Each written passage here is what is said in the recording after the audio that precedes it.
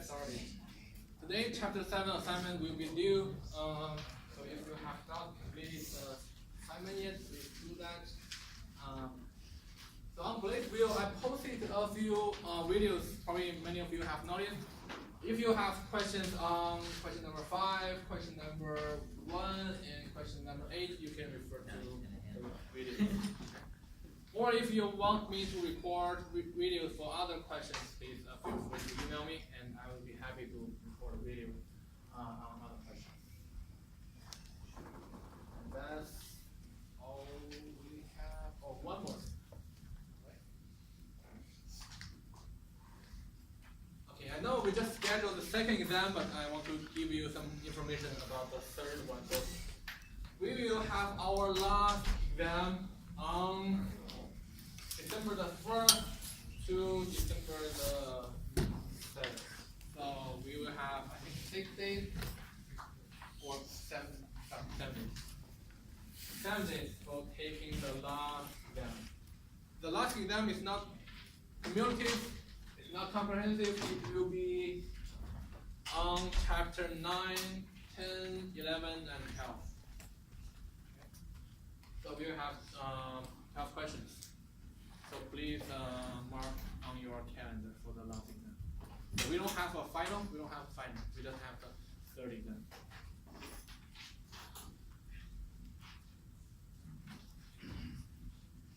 So any questions on assignment or exam? Good.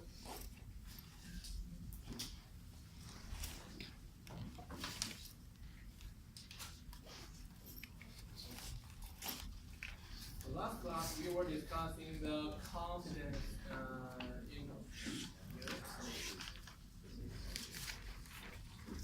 So today we are going to finish this chapter, and we will save about 15 minutes to do the quiz.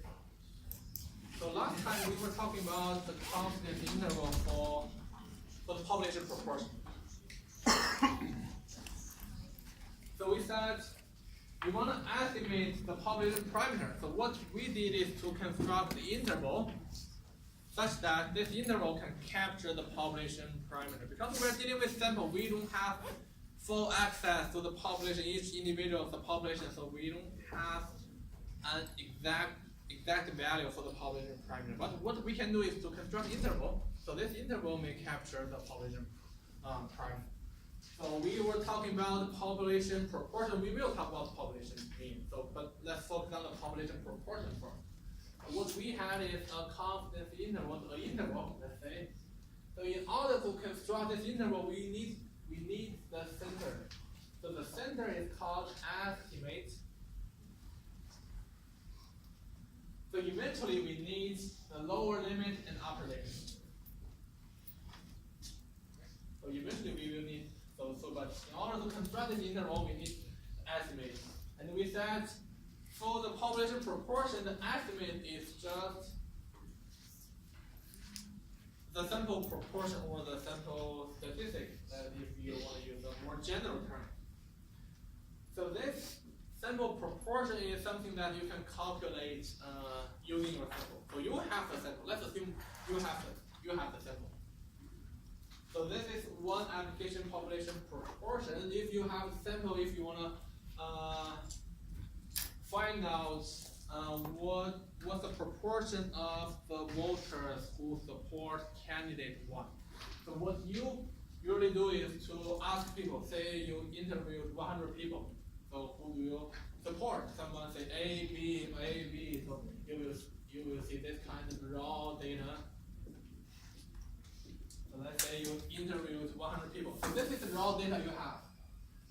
So if we want to construct confidence interval for the proportion of people who support candidate A, what you can do is to use this kind of data to calculate the sample proportion. In your sample, what is the proportion of people who support candidate A? Say, based on your calculation, in your sample, 21% of people you interviewed support candidate. So this is from your sample. Then this is the center of your confidence interval. So after we have the center, we need in order to get the lower limit and upper limit, we need to know how long is this one, how long is this one. So they are called margin of error. So margin of error, so this is the general expression. So when we go to the population proportion, the margin of error, so let's use the general term, critical value times standard error. So standard error. Critical value in our case, if we talk about the population proportion, this value is the V star. In standard error, so we have the expression. Yes, we do have the expression. So P hat times 1 minus P hat, or if you want to use Q hat, that's also fine. And over the sample size. So we said P hat is known to us because that is our sample. We have the value n sample size. You are in control of your sample. You interview 100 people, so n is equal to 100. So those numbers are known to us. So in order to get the margin of error, the only unknown is the critical value. But what we know is that this critical value follows a standard normal distribution. So standard normal distribution means the mean of the distribution is 0, the standard deviation is 1. So sometimes when people say standard normal distribution, they also tell you the mean and standard deviation. But sometimes people do not tell you those two numbers. And we must know when people say standard normal distribution, what they really mean is the mean is 0, standard deviation is 1. So in case they do not tell us those two numbers, we need to know. So that's the definition of standard normal distribution. Then we know this guy follows a standard normal distribution. Then how do we calculate this value? So what we said, this one is determined by something called confidence level.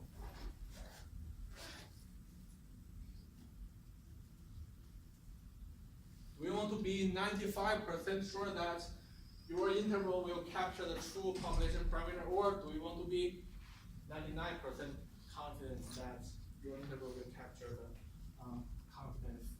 the true population parameter? Then we are going to use this confidence level to get this critical value. Let's say 90%, 4.9. So the critical value and the negative critical value will define your confidence level in a standard normal curve. So if you put the 90% in a standard normal curve, so this upper boundary or the positive boundary or the positive limit is your critical value. So this is the number we need. This value will be considered as your critical value.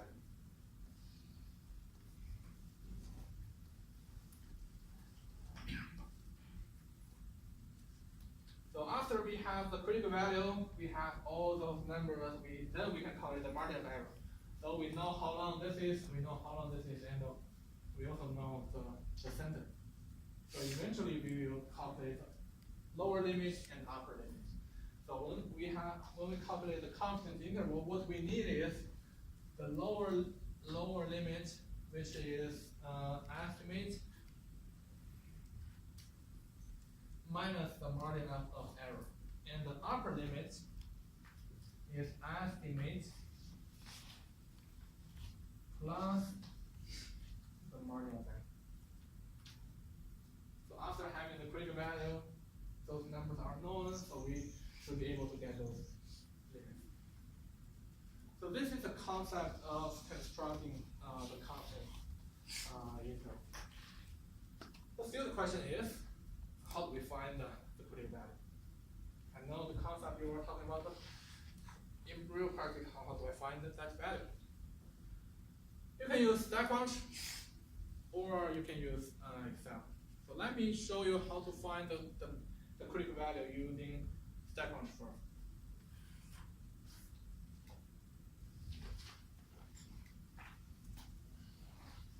StatCrunch website, open that. Because our critical value Z follows a standard normal distribution. Let me use the normal calculator. Stat calculators. Sorry. Stat calculators normal. So let's use this normal calculator to get the critical value. So because we said the confidence interval is the 90% or 95% is the center or the middle part of the distribution. Let's go to this, let's use this between. So the mean is 0, standard deviation is 1, we don't have to change because that's a default value. And let's remove all those. So if your confidence level is 90%, we just put 90% or 0.9. If your confidence level is 95%, let's put 0.95. We put your confidence level there. Still we leave those two blank. Then the last one is to click into. And the positive value is your critical value. Remember that the positive value is your critical value, not the negative. So the confidence level is your critical value? That's a good question. Is the confidence level the same as the critical value? The answer is no. The confidence level is not critical value. But the value of your critical value depends on your confidence level. So that's why here we're talking about the confidence level of 90%. And we use this 90% to find your critical value. So how do we find? We use the standard normal distribution and we put our confidence level there and the probability between probability. We put the confidence level there and we click compute. So this upper boundary or the upper limit is your critical value. So the critical value is 1.6449. So that's corresponding critical value to the 90% confidence level. So they are not equal. They are not the same thing. But the critical value is based on your confidence level. So let's not put a equal sign here. They're not equal. They are not the same. So it's always the critical level is always the positive side? Yes.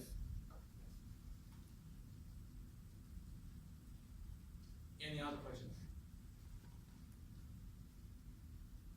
So that's how we find the critical value using StatCrunch.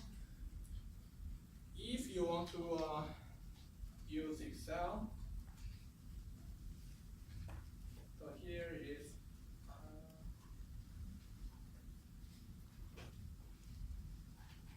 what we need. So for Excel, we know Excel function can only calculate. So if you wanna use Excel function to calculate some probability, it can only calculate the probability that the random variable is less than value. It cannot calculate the between. It cannot calculate the between. So if you want to use Excel to calculate the critical value to get this one, what you have to have one more step. So you have to calculate a value such that this whole part, so let me put it so you have to calculate, so we need this value. You need to translate this in between to a format that the probability of random variable is less than that value is equal to still 90%, or in this case, we want to consider, so the less than is 0%, this part and the left tail. So we have to consider the whole area on the left of the critical value. So that includes the middle part and the left tail. So what is the probability of the left tail? The middle part is 90%. So the two tails together will make 10%. So one of that is 5%. So this whole part to where there's no end to negative infinity is going to be 90% plus 5%, which is 95%. You have to include the left tail if you want to calculate the critical value in Excel, because it doesn't have the function to calculate the between. Then we want to find value that's such that the random variable is the probability that the random variable is less than the value is equal to 95%. Then what we can do is to use the Moore dot INV.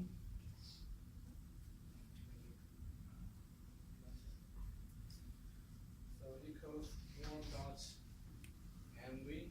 So the probability is the middle part plus the left tail, 95%. 0.95. Mean is 0. Standard deviation is 1. That's it. So we got the same critical value.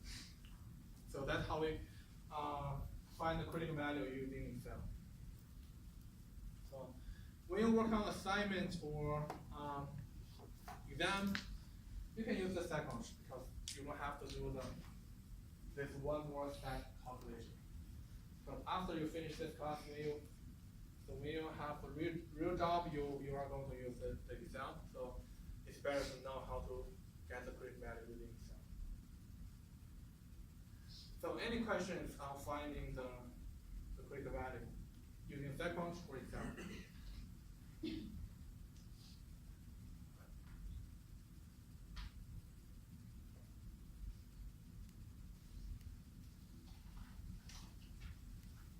So in summary, so that's the format for constructing the confidence interval of the population proportion. Sample proportion plus minus the margin of error. So the margin of error is equal to the critical value times the standard error. So p hat minus the standard error, the margin of error will give us the lower limit, plus the margin of error will give us the upper limit. We just need the lower limit and upper limit.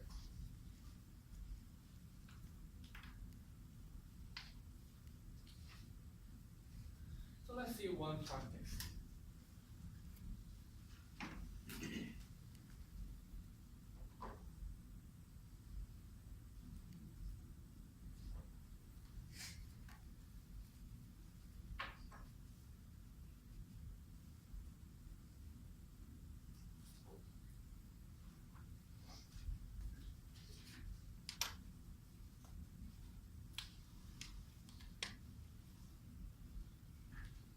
So they collected a sample, 608 accidents.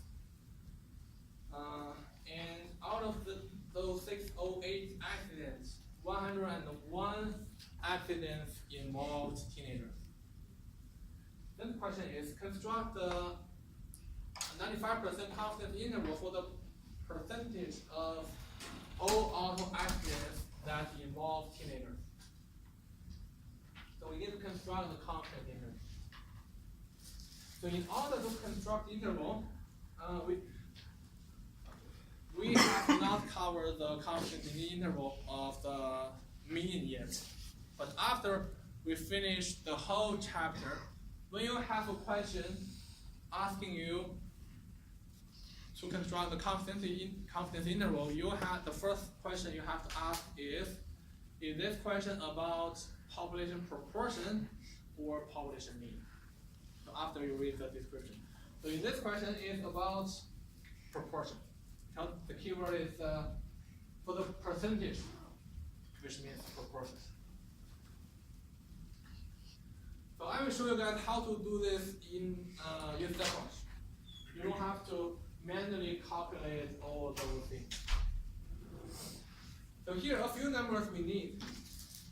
The first number is your sample size. What is your sample size in here? 608. So they collected information about 608 accidents. The second one is number of successes. So number of success means the events that we are interested in. So here we are interested in the accidents that involve teenagers. So how many accidents involve teenagers? So 101. And the last number we need is your confidence level. Your confidence level is 95%. With those three numbers, we can construct the confidence index. It covers all the information we need. Proportions. Using those two numbers, we can calculate the proportion. We have the sample size. Based on the confidence level, we have the V or predicted value. We have everything we need. But in StatCrunch, let's remember the steps we have to take in StatCrunch. So let's use stat proportion stats one sample with summary. So if you want to use StatCrunch to construct the confidence interval, let's remember the stats. Stat, proportion stats, one sample with summary.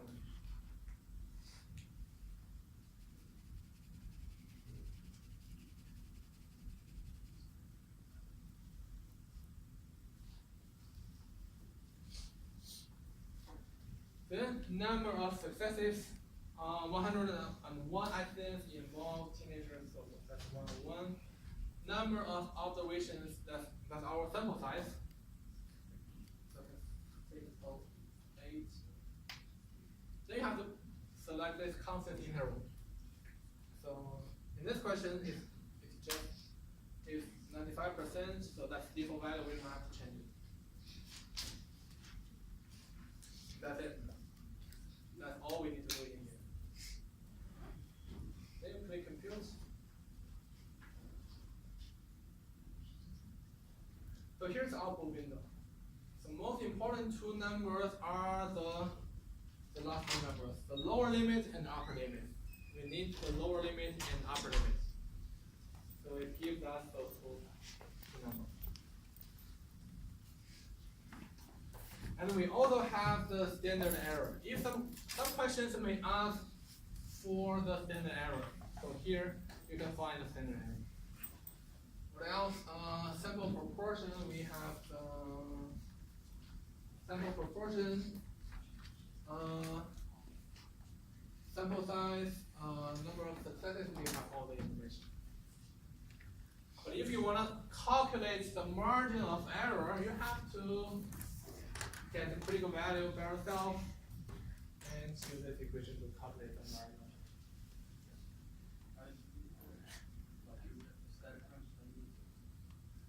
So let's do this again. So any questions on this output window? The lower limit and upper limit, obviously they're always equal the same. You mean those two? Yeah. They are different. I know that these are, but on a normal basis, are they always different or Should be always different. always? Otherwise, if the lower limit is equal to the upper limit, we just have 1 point, right? So we wouldn't have an interval. Okay, okay. Any other questions before we go back to the stats? Let me close that. So the stats are stat calculators. No, sorry. Proportion stats, one sample with summary. So let's write down the steps if you want to use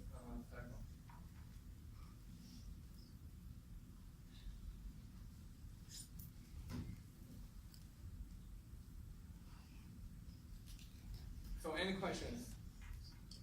Any other questions?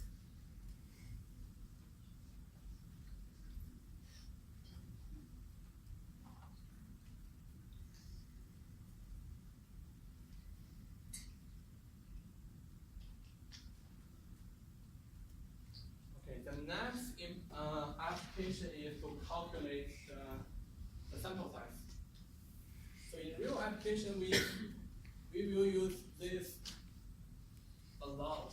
So when you have projects in other class, you want to do a survey, you want to do a sampling, you have to decide, should I interview 100 people or 50 people? What is the sample size I need? So this is how you calculate the sample size. It's not just suddenly, okay, because I like number 30, so I want 30 people in my sample. So this is how you decide your sample size.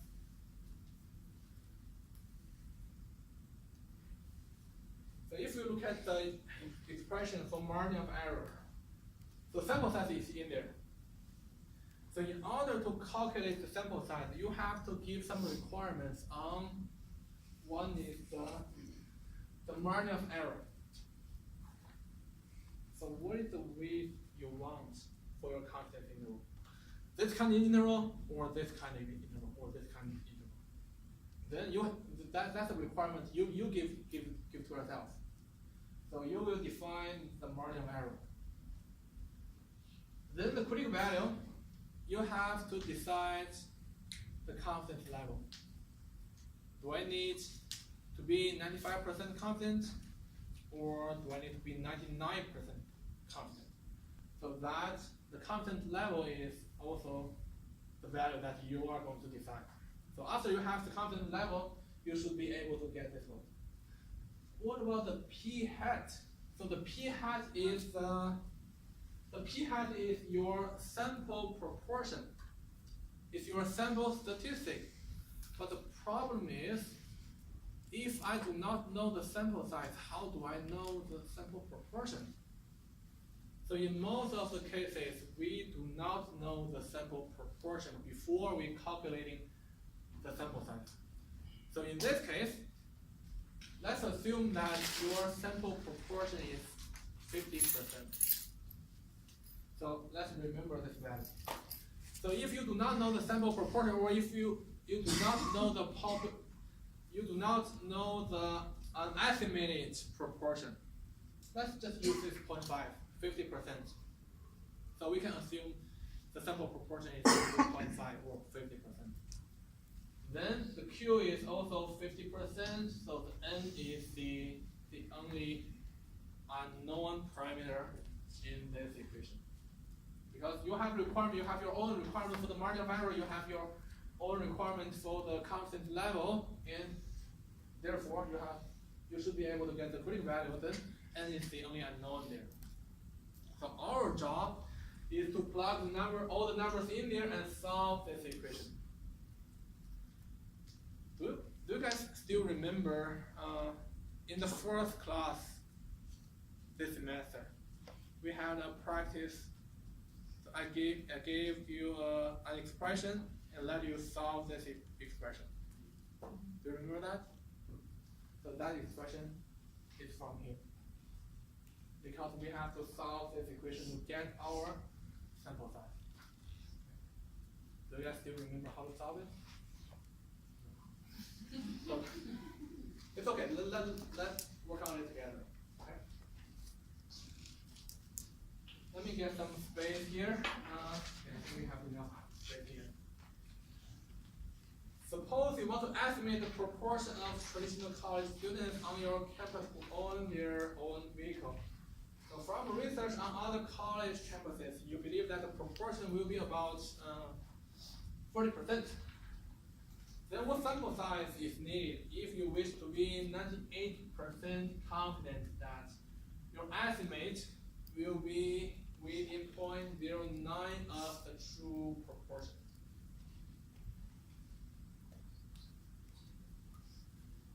We want the sample size. And as we discussed, we need the expression of margin of error. First of all, we know this is about proportion. So the expression of the margin of error is, here, margin of error is V times square root of sample proportion times 1 minus sample proportion over your sample size. We want this value. So what is margin of error? So the last, in the question, the last part, your estimate is within 0.09 of the true proportion. So the margin of error is 0.06. So the margin of error, my requirement is that the margin of error should be 0.06. I want this kind of confidence interval. We have this one.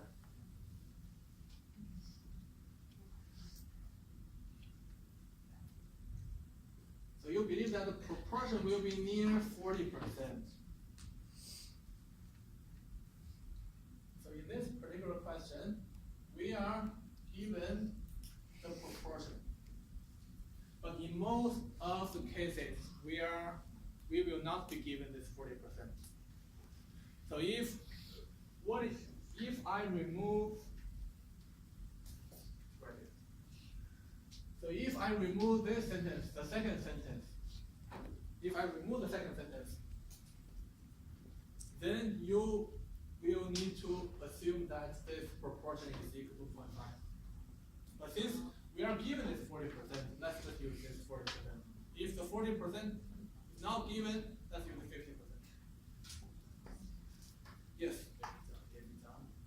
every time, if the description doesn't have this percent, or it doesn't tell us what percentage we are expecting, you just assume 50%. So now we have 40%, and one more thing we know is the confidence level. The confidence level is 98%. So let me just plug numbers in here. So margin of error, we have data 0.06.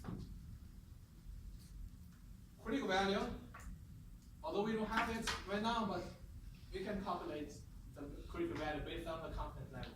So let me leave it here. Let me plug the percentage there. 40% of 0.4, so 0.4 times 1 minus 0.4 over the sample size. So critical value, let's find the critical value.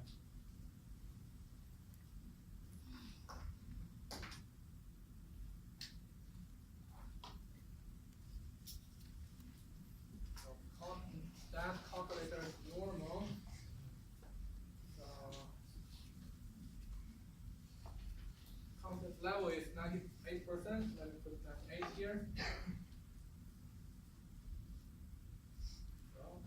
This is my critical value. So let me put it.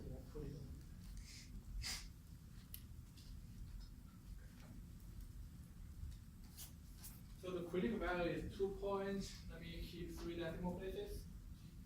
2.326. Now we only have the sample size in there. So the rest of the job is to solve this equation when you have that. So how do we solve this? Let's remove the square root first. So in order to remove the square root, let's square both sides.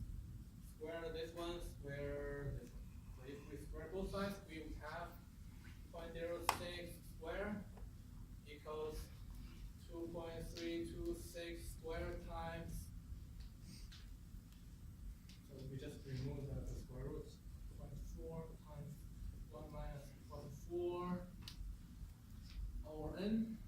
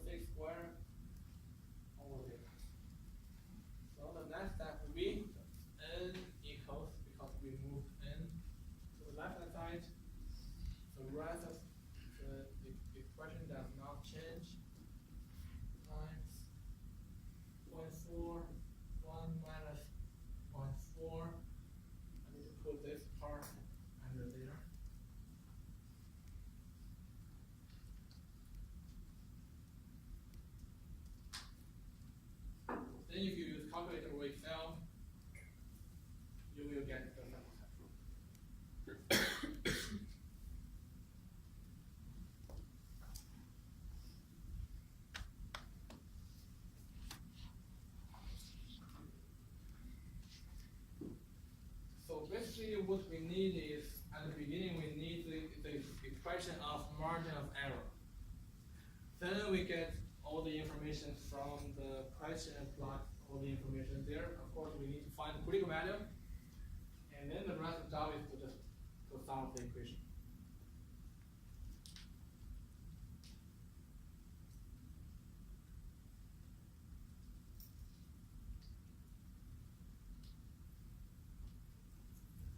So any questions on this procedure? So if you, yes. I understood that you had the squares to get rid of the square root and I see that you're still bringing the squares down for these for our critical value. And then you switch in with 106. Correct. I got lost it. So from here to there, Yeah. what if I multiply both sides by n? And at the same time, I divide both sides by 0.06 squared. And this is what we would get after that operation. So if you still have a question about how to solve this expression, so on Blazeview, I will upload a document showing you the detailed procedure of solving this question. I will upload the document on Blazeview. So let's make sure to understand this type of question. In our assignment, I think we have two similar questions. And in the last exam, I can guarantee that we have one similar question. Okay, so let's make sure we understand this question.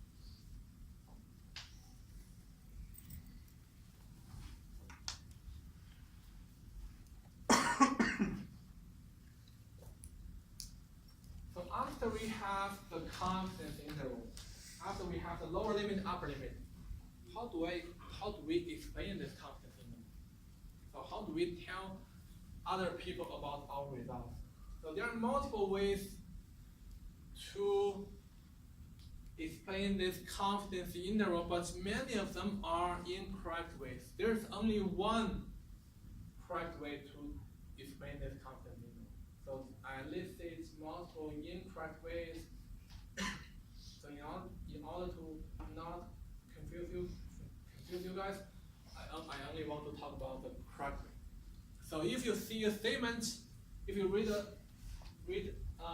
a statement that is different from this correct format, that's going to be a wrong statement.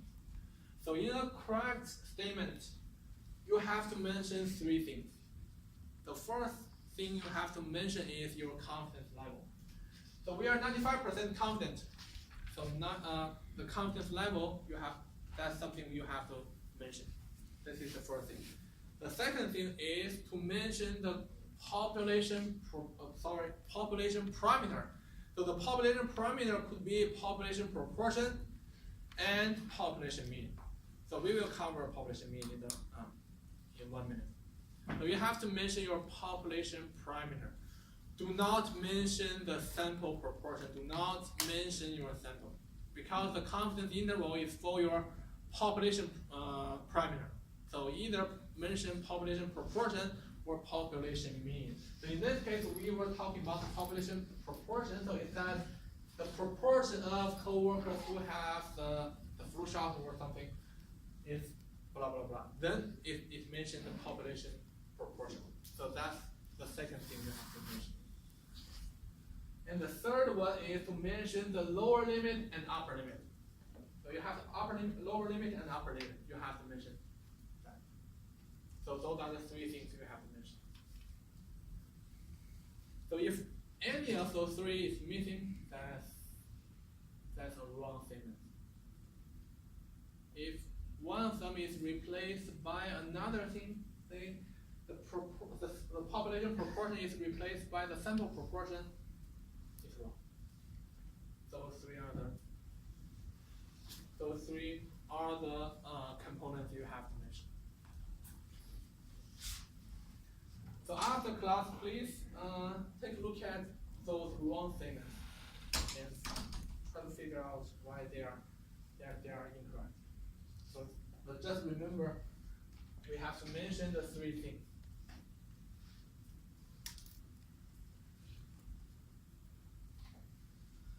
Okay, now we are done with the confidence interval for the proportion. So all our discussion so far is about the confidence interval for the proportion. But the other application is for the population mean. So the general format is the same. The general format is the same, but the details are a little bit different.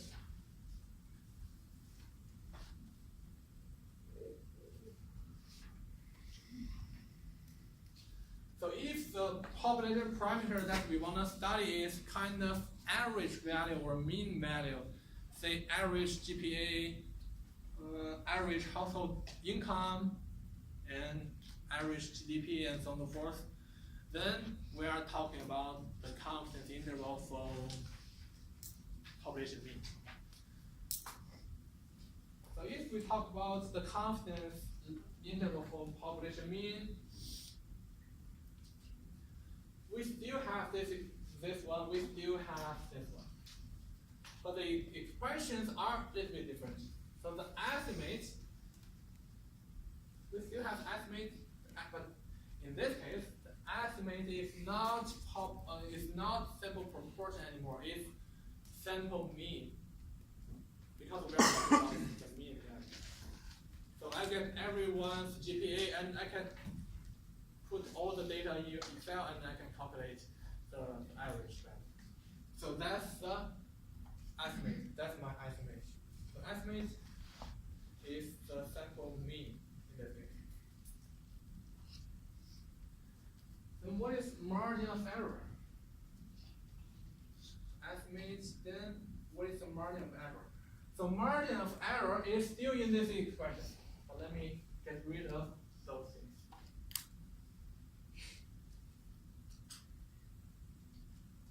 So margin of error is still in this expression, critical value times the standard error. But critical value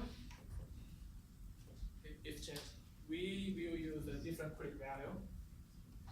So the critical value is T. It's not Z. Z follows a standard normal distribution, but right now we are using T as a critical value.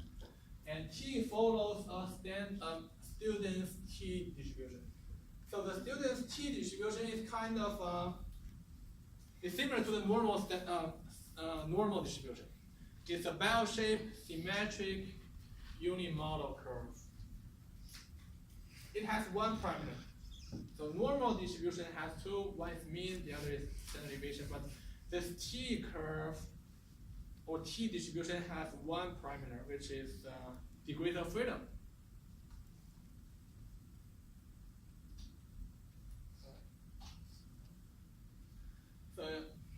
So the solid line is the T distribution, and the dashed curve is the normal distribution. So if they do not tell us if this is a T distribution or normal distribution, it's really hard to tell the difference.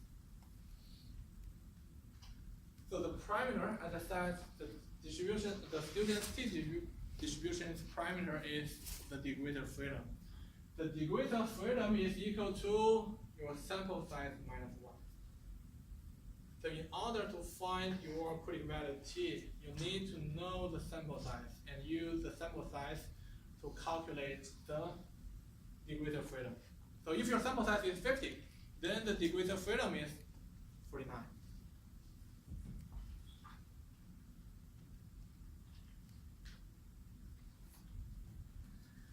Now this is the detailed expression for the confidence interval of population mean. So estimate is y bar, so sample mean, critical value is t. So critical value is t. Standard error, we have the expression s over square root of n. What is small s?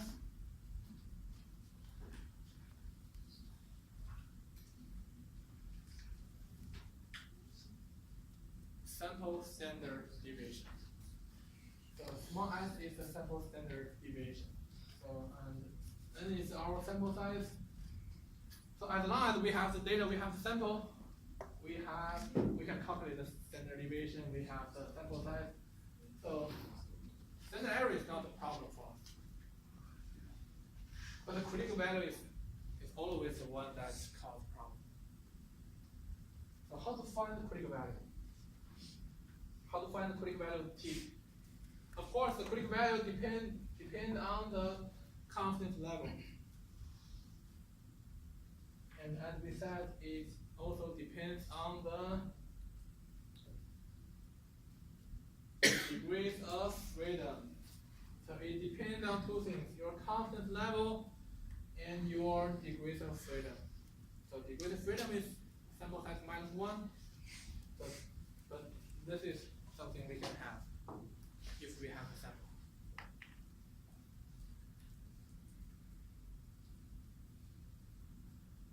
And the critical value, the logic is the same. If we have this T curve, we need to find the value. So this would be our critical value T such that the between part is, so if we talk about 90% confidence level, the middle part should be 90%. So we need this value. We need this value.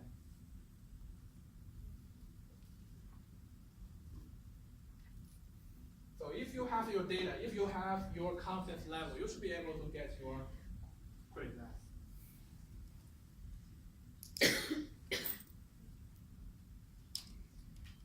Again, here let's use the positive value. Let's use the positive value.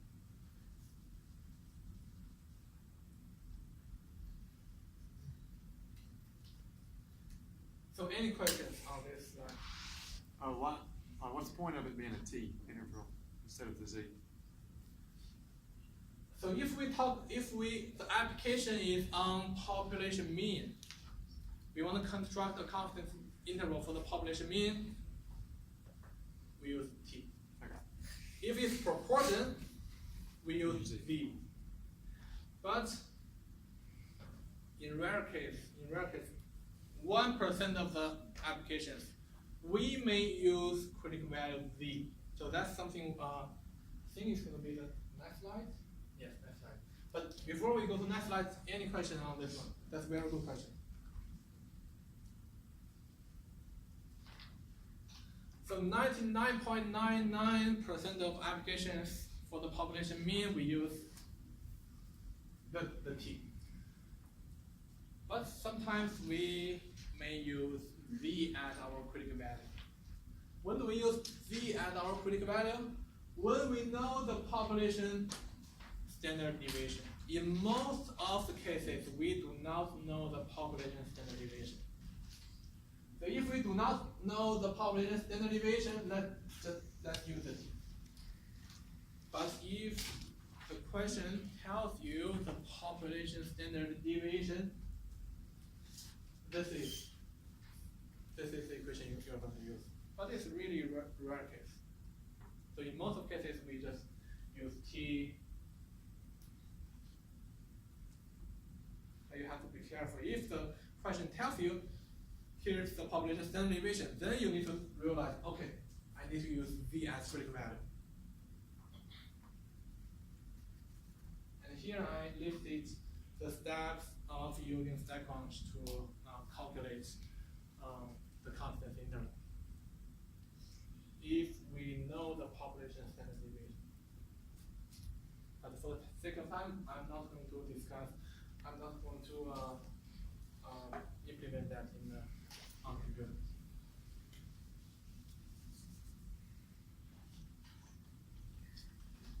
So finding t-value, let me show you how to find the t-value. So let's say the sample size,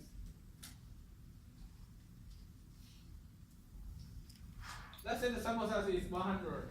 You want to be 90% confident that your confidence interval will capture the true population mean. So let's see how we can use stack function to get the t critical value. So in the stack function, let's go to stat calculators, and there's a function called t. Let's use this t.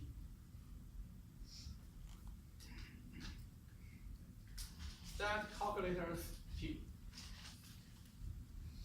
And again, we want to find the value that defines the between area. So in this function, let's use this, let's click on the between. And the first number you are going to enter there is the degree of freedom. You need the sample size to determine your degree of freedom. So in this case, it's 99. Let me remove this one, let me remove this one. And similar to the V, you are going to push this confidence level in here. 0.9, and then click compute. And this positive value is the one you need. So that's a quick value.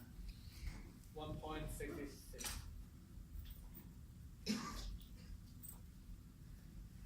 So that's how we find the quick value t using stack function. So any questions on this?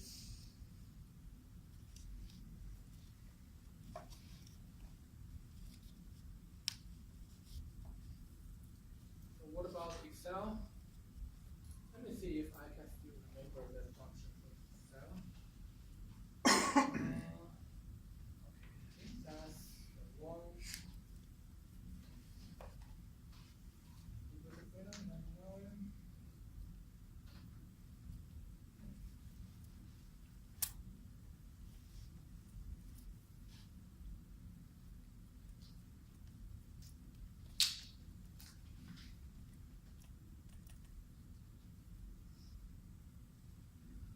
So if you want to use Excel, so the function you are going to use is t.inv.2t. It means t distribution, inverse, and two tails. So you will have two inputs. So the second input is your degree of freedom, 99.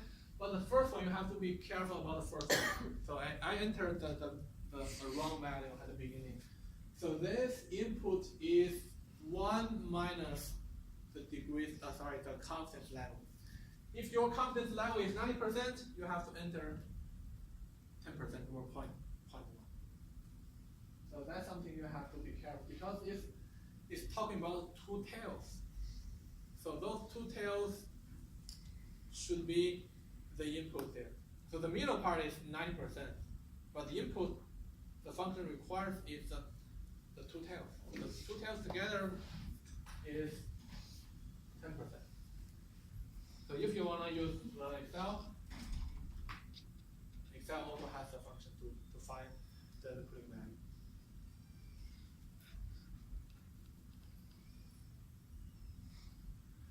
So any questions? Excel.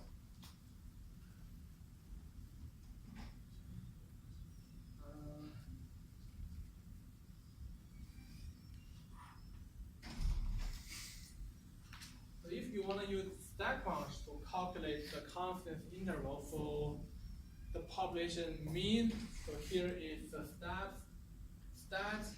t-stat one sample with summary. So if you are given a question for calculating the confidence interval of population mean, here's the step in the stack function. Stat t-stat one sample with summary. Yes.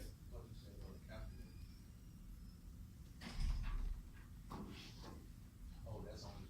So that's the If you critical want. value. Yes. If we want the critical value, we go to calculators and use the t calculator.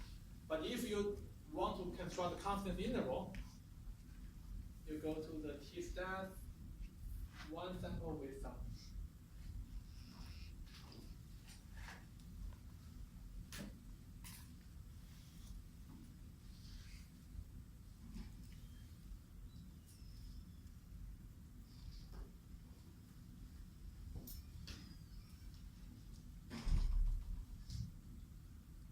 sometimes you will use this with data. So when do we use this with summary? When do we use this with data? So if you are given the sample mean, so if the question says the sample mean is equal to 3.4, the sample standard deviation is 0.6. So this is summary data. So if the question gives you those kind of data, you are going to use with summary. But if the question gives you a table,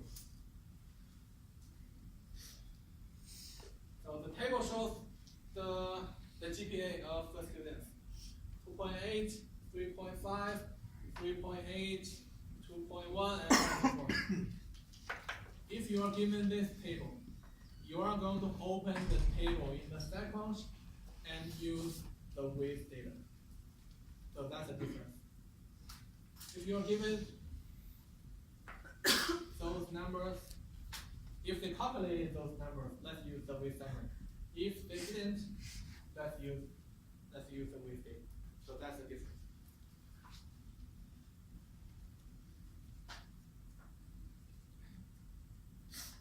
So next class we will, so I will show you one example. So we will have one practice. Let me see. So let's cover this assumption as class. So let's do the quiz.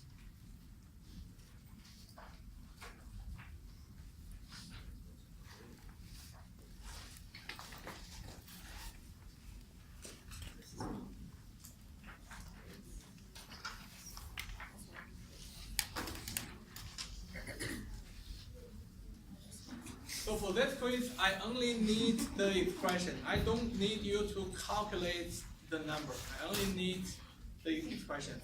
So what I mean is, you just plug the numbers in this equation. You show me the lower limit is equal to which number minus which number times which expression. And you need to show me the upper limit is equal to which number plus which number times which. So you just want a lower limit and upper limit in expression. So you give me the lower limit and the upper limit expression. I don't need the result. Okay. I only need the expression. You just plug numbers in.